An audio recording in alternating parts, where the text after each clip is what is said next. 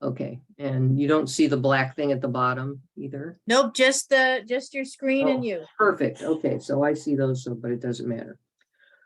All righty. Now, let's see.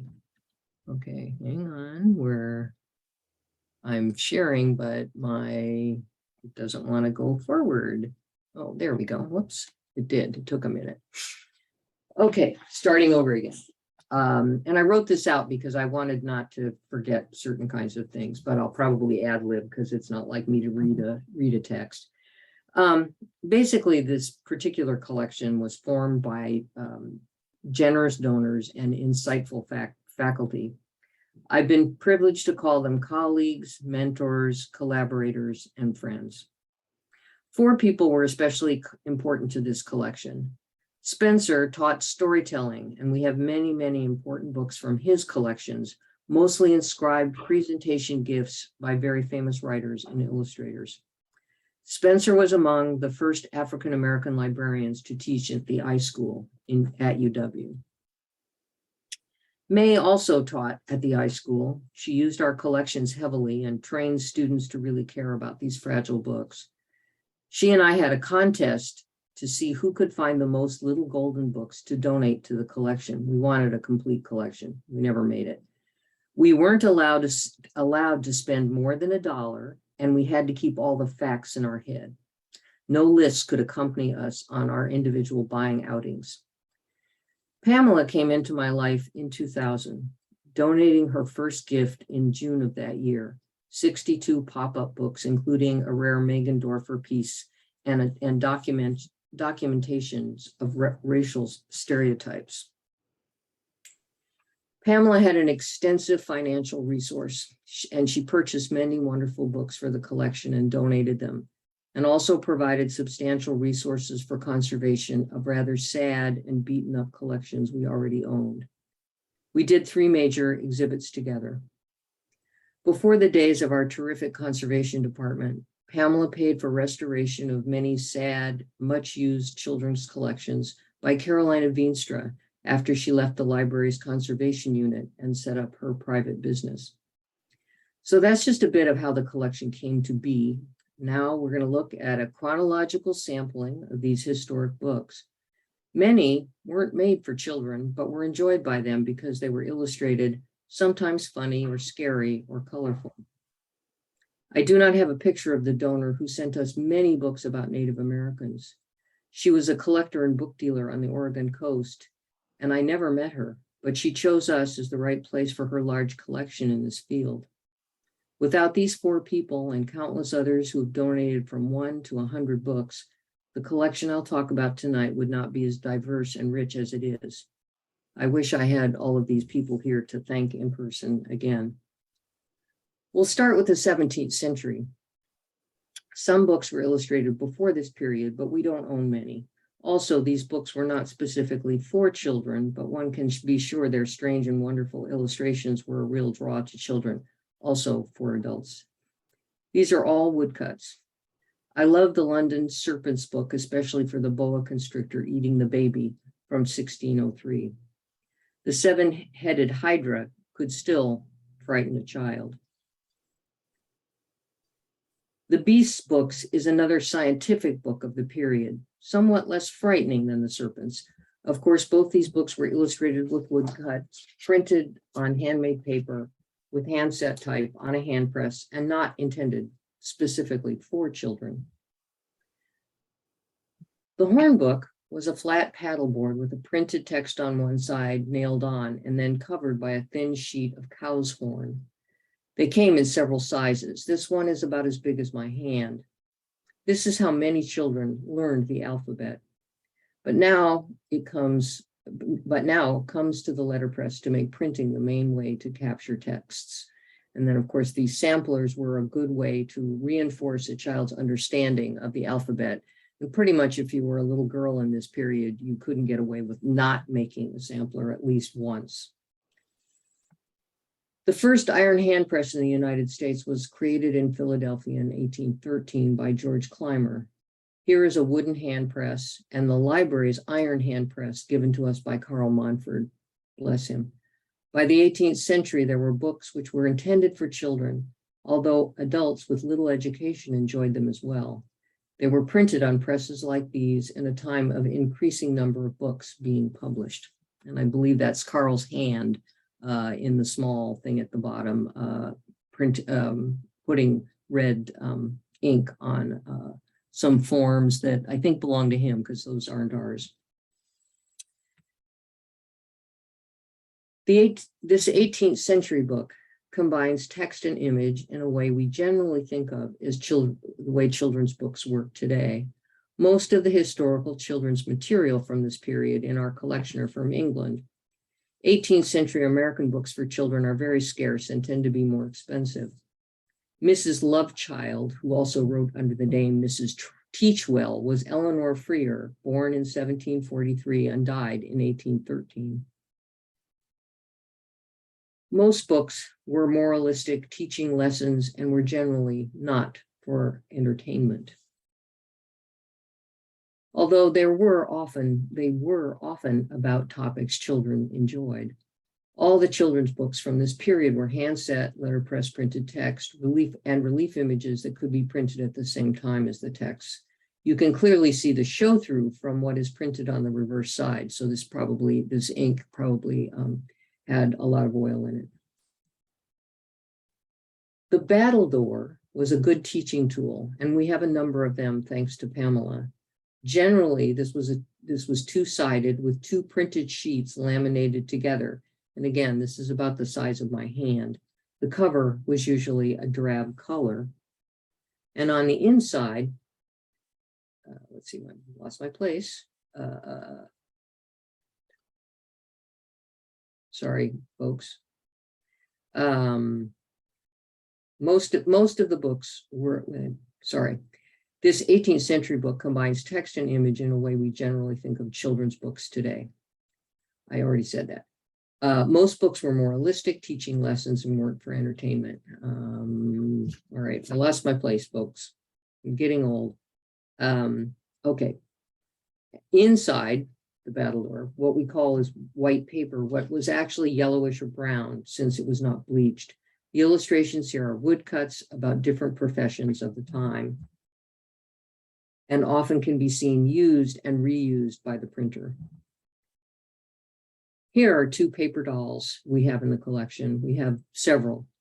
Rather than cutting out the outfits for the dolls, the child simply moved the head from garment to garment.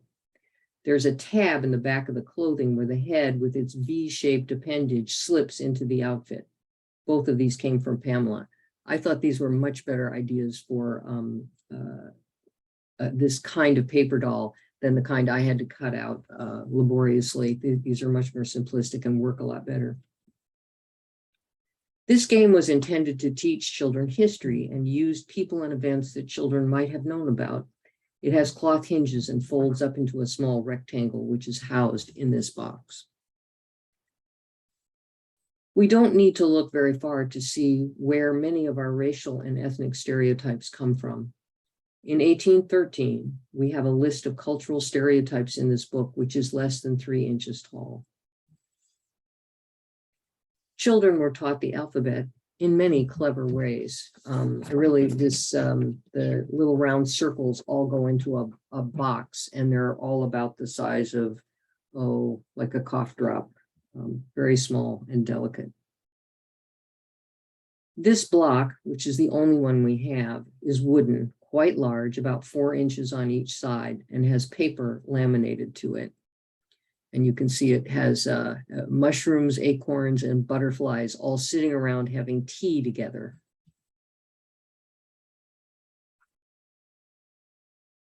One of the most common children's books were chapbooks, small, about the size of the phone most of you carry around now, which combine text and image. Most don't have dates or authors provided. The ones with pictures were generally woodcuts, the cheapest form of illustration. These were often giving moral instruction. Quote, "The lion rages round the wood and makes the lesser beasts his food. Thus tyrants on their subjects prey and rule with arbitrary sway." This French piece is a series of cards with illustrations of animals, buildings, and figures to be used as models for drawing exercises which children were expected to copy. The cards are hand numbered on the verso and stored in an illustrated cardboard container. They're really very delicate and really quite beautiful, and in amazing shape for something from 1820. In the infant's grammar, we have the conjunctions, the interjections, the adverbs, and the prepositions portrayed as people in fancy hand-colored outfits. Here we have the adjectives, the pronouns, and the verbs. Have you ever thought about these elements of our lives as fancy dress characters? Alphabet books were very popular, and there were hundreds or thousands of them in England. We can learn a lot from these books about social values, prejudice, stereotypes, and daily living. Many are quite straightforward and would reflect what the child would have had personal experience, such as the H for horse and R for rabbit. And I'm one behind. Here we go. Here's H for horse and R for rabbit. But quite a few books introduced children to people and topics they would be learning about for the first time. G is for giraffe, P is for parrot, and as you can see, N is for Negro. Pamela was very committed to documenting American prejudice and the English attempts at support for those in American slavery. This spelling book from 1827 is stereotyped, not printed from handset type. This metal plate allowed many reprintings of the same text. Probably the only thing that changed in the edition was the number on the title page. Ours is the 8th edition from 1827. There were many versions of books intended to teach children, and the New England Primer has thousands of versions from all over America. Here are versions from 1828 and 1843. Another teaching tool was called the battledore. There's often confusion about this word because it's also used for a paddle in an early form of badminton. In the history of the book, it was made up of 2 pieces of paper laminated together and printed on both sides and folded as you see here. It was small and about the size of your hand. Children had some access to books about other countries and people in other parts of the world. A few of these were alphabet books in accordion format. This is a German imprint about 2 inches tall and hand-colored. This French title is a small pamphlet with intaglio images. Here, again, N is for Negro. There were many books produced for children which looked to the wide world for stories. Countless people produced these relief prints for illustration for working long hours for little pay. It is likely many did not read, but were given assignments for texts not available to them. Many of the stereotypes about race and culture come from these 19th century texts, which were reproduced over and over. Peter Parley was the pseudonym for American author Samuel Griswold Goodrich, who was born in 1793. Goodrich was one of the most prolific American authors. Most of these books were bound in paper, as small as 2x4 and illustrated with woodcuts. This title, History of an Apple Pie, was produced in many versions and editions. We don't have a firm date for this small pamphlet because the publisher, J.L. Marks, kept reprinting it and it was always new. Every version might be hand-colored differently. The big one is ours. The small one is at UCLA. Ours is in better condition. This 1834 book was clearly for older children with extensive texts. And you can see here, this is about Eskimos and the area where they supposedly live.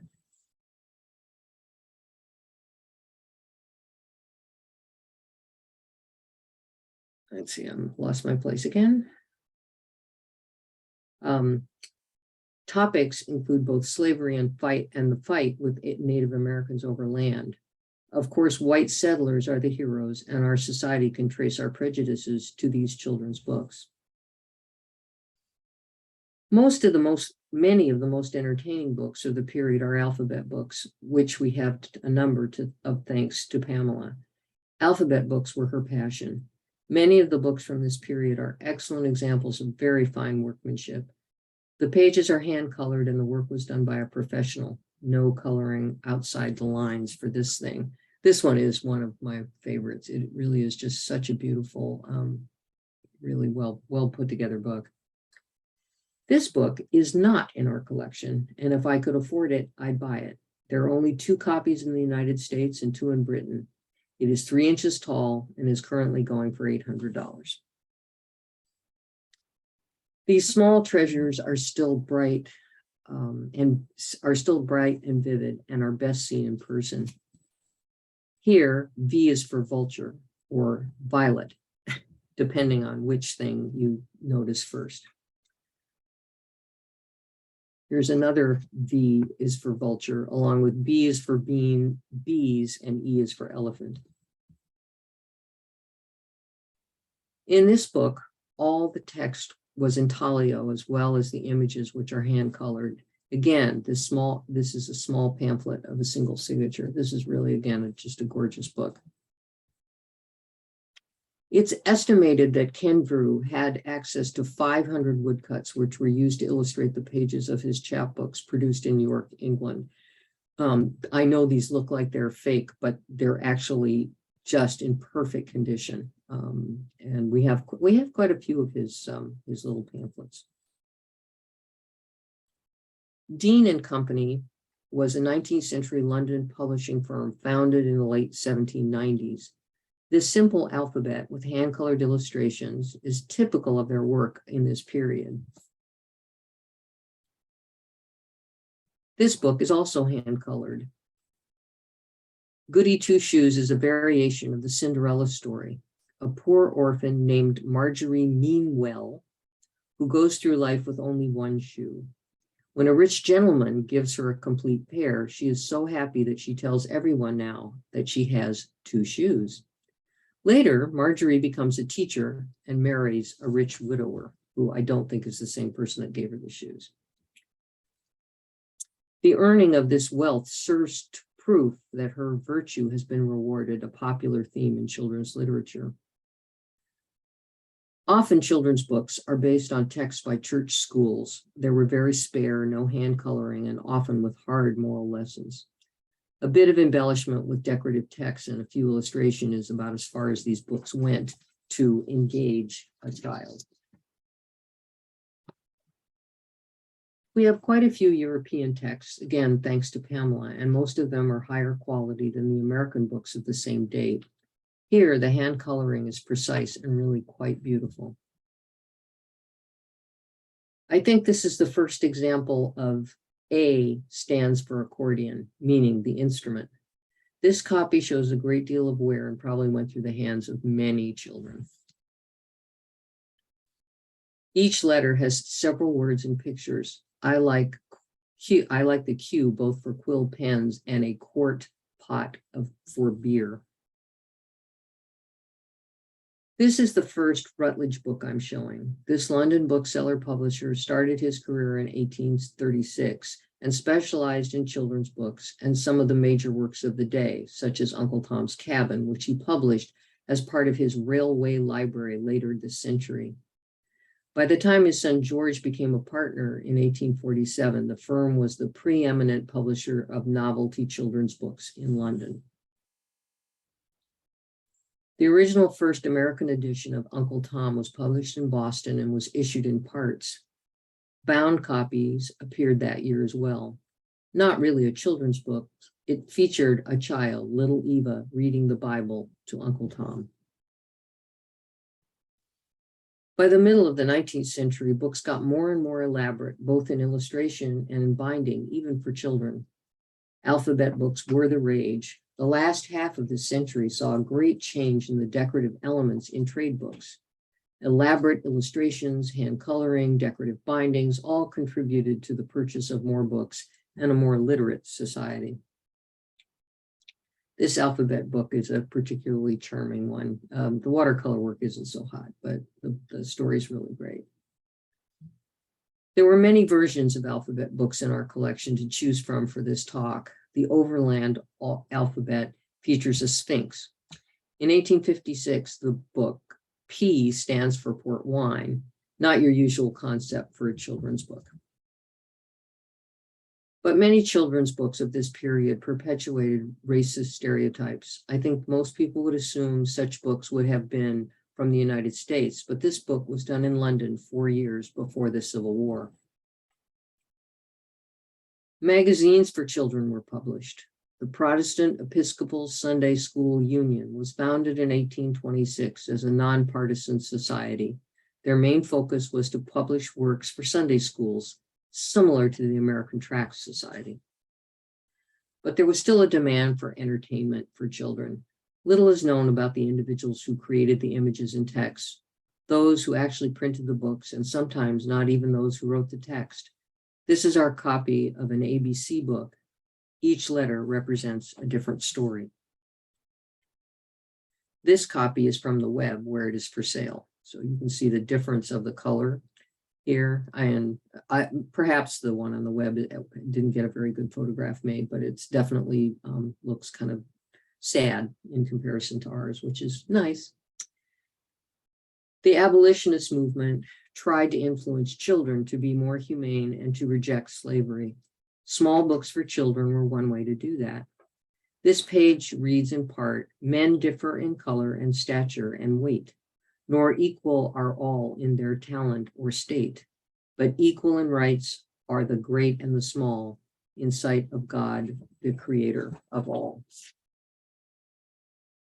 The Gospel of Slavery was written by Iron Gray, the pseudonym of Abel C. Thomas, 1807 to 1880. Thomas was a Unitarian minister who was not afraid of igniting controversy with his preaching or his publications. He arranged his Gospel of Slavery like a child's primer with a lesson for each letter of the alphabet, but the book was not strictly for children. Each letter of the alphabet presents a key word with a verse delivering an anti-slavery lesson. There is an illustration above and a prose message below intending to instruct adult readers as well as youth. Our copy of this lovely alphabet is hand-colored, one of the good sit-down jobs in bookmaking of the time. The only version I can find online is just blackline. That's why we digitized some of the books that came from Pamela. I wish we had funding to do more. Here's a copy I found online without color. Very different and rather dull in comparison. You can see how rich the colors look here. And, it's kind of boring. This alphabet book is one of the most beautiful we have. Unfortunately, at this point in publishing history, while the books were lovely, the paper was acidic and has a limited lifespan. Ultimately, without deacidification, the paper will die. Preservation treatment for 19th century books is a needed priority, but expensive and must be balanced against many competing elements for collections all over the world.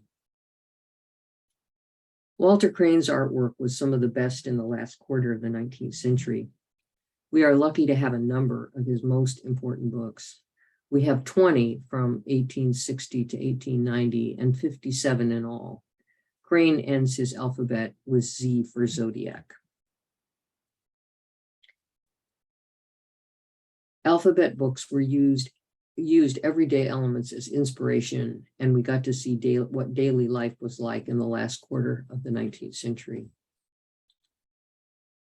This author couldn't come up with a train-related word for Z, so he just didn't add it onto it. But it's a very colorful book, quite lovely. Oops. Topsy is one of the characters in Uncle Tom's Cabin by Harriet Beecher Stowe and was used by many other authors without Stowe's permission. And invariably, if the little book was about a black young child who was a girl, invariably that person was called Topsy. Frederick Warren was known for his illustrated books for children. Many were alphabet books, and we have several of them. Walter Crane did a number of alphabet books and other illustrated publications. We have over 30. He wrote an excellent book of the decorative illustration of books old and new, which I think is out in a facsimile version now. I really recommend it. He was a very good writer.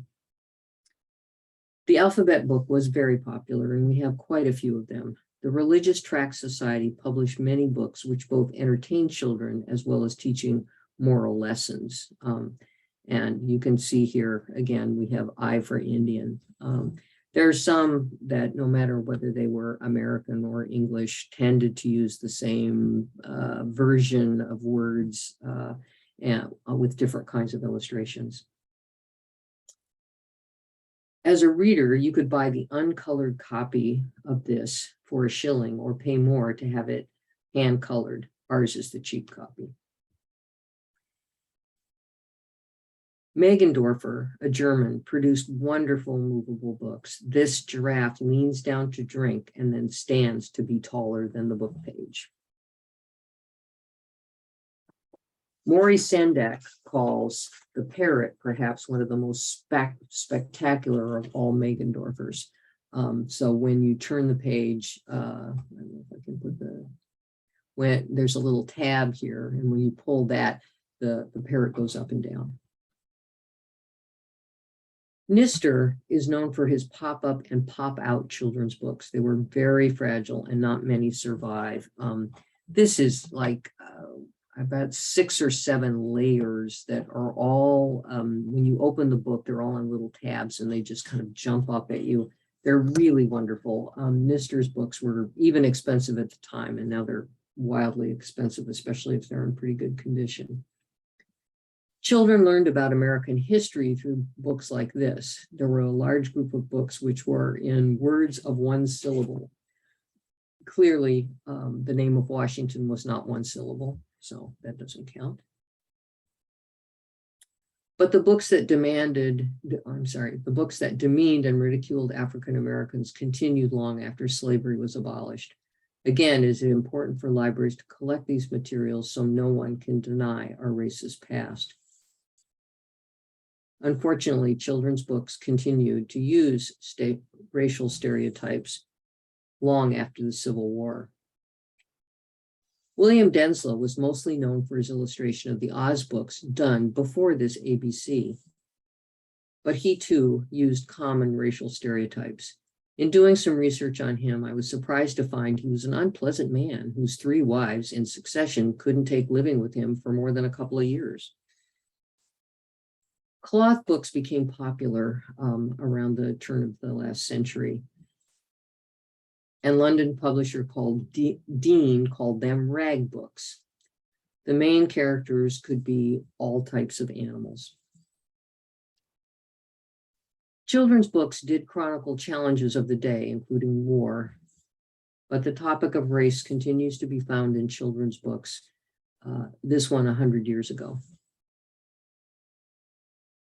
Native Americans fill in the I letter as Indians, and J is often Japanese. The Gollywog was originally the creation of an American author, Florence Kate Upton, who moved to Britain in the late 19th century and wrote a series of best-selling children's books. Inspired by a minstrel doll she had as a child, and Gollywog is over here, Upton illustrated 13 Gollywog stories published between 1895 and 1909, set to verses written by her mother, Bertha. The character continued to be used by other writers. Special Collections has a wide range of alphabet books, most of them given to us by Pamela. They provide a great chronology of the changing elements of illustration in the United States and England. And I'm using about 100 slides for this show. I easily could have done 1,000, but you all would have fallen asleep on me. Historical pop-ups are very scarce since they're very fragile. And these are from the 1930s in the United States and England, and they both work. They're a little on the creaky side, but so am I at this point. Barbar was first appeared in a book in 1931. In this copy, he wears his traditional bright green suit. Other elephants dressed as Native Americans who are shown in a European garden setting. I is for Indian in this ABC in America. And in France are portrayed as in stereotypical clothing and activities. Now we're going to move quickly to 1969 to show some of the things that Spencer Shaw's collection has. This is a year after I start my job in special collection. Spencer Shaw comes to UW in 1970 after positions at Hartford Public Library, Brooklyn Public Library, and Nassau County Public Library, where he built a national reputation for his storytelling. This book is inscribed to him, as is this one on Native people in the Pacific Northwest. Many of Spencer's books come with drawings by the author and wonderful dedication. He was a valued faculty member here at UW and became a full professor in 1977. He retired in 1986 at the age of 70, and the university established the Spencer G. Shaw Children's Literature Lecture Series in his honor. He returned to Connecticut, where he was born when he retired, and continued to be a storyteller in the Hartford Public Library in his late 80s. On trips back to Seattle, he brought more books for our collection, almost all of them with wonderful inscriptions to him. He died in 2010 at the age of 93. I think that Spencer was one of the most interesting people I have ever known. We went, my husband and I, Bruce, my husband and I went to a party, I think it was a Christmas party from somebody, and Spencer was there, and all of a sudden he just started telling a story. And there were probably 25 adults, and we all sat on the floor and we crossed our legs, and it was like being 7 again. He was just riveting. Each of these wonderful people contributed to our collection, and they assured that the history of children's literature is our history, and that we will value it and protect it no matter what the ups and downs. Thank you. That's, now we have to figure out how we stop share. There we go. So I could have talked for another